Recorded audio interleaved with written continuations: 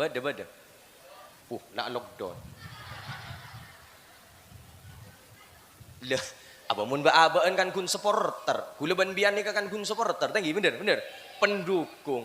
Kula ni ka penyiar, ke baisuni ki buru kak disa penyiar. Apa mun pemain kan si kedua dia. Gol tak gol apa jan si kedua dia. Cak gol janja. Ya ke mun mun pada panjenengan ngincem sepeda. Mun perosak pegel tak pegel. Pegel. Ke mun ngari pah mantananya watak perosak sekali. Wah. Oke, makan gue ngajak kakak muhalli. Kemarin bian mun beda Pak Said, kemarin patas ketesaki.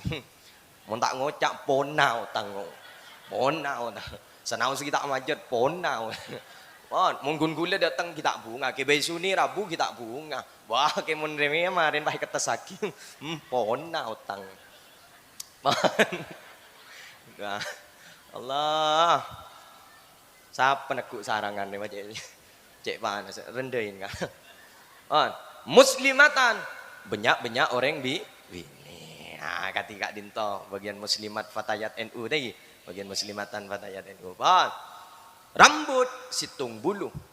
Tambahin etan tadi rambutan banyak bulu. Apa mak gelo yo?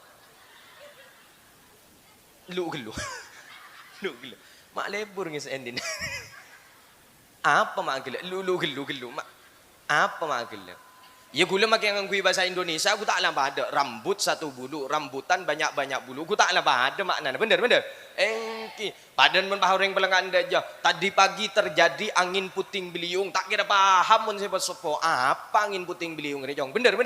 Mun ngocak lah pala tahun ngerti gapi. Lu kan jadi ya. Gula benih resem, kan lakan nyaman aja ini. Engke angin sabuk selipuk apa nyaman ah? Iya. Kita jadi cuba. Pada ben kedeng king teng matu bahe kuring bahe beri kulit atas rong. Iya, tahu sakit peranjing tahu. Wan. Selamat situng keselamatan. Selamatan epol pokompol makle dadi orang selamat. Nah, mengiring doa ki komantan si kedua kak dinto malarmu ke titia keluarga si selamat, itunya selamat nang akhirat selamat. Titia pasangan si sakinah mawaddah warahmah. Tormi nabi ke Tuhan ketoronan malarmu ke keturunan titi keturunan si salihah. Karena pada Rabu orang odik dalam dunia kak dinto pada Rabu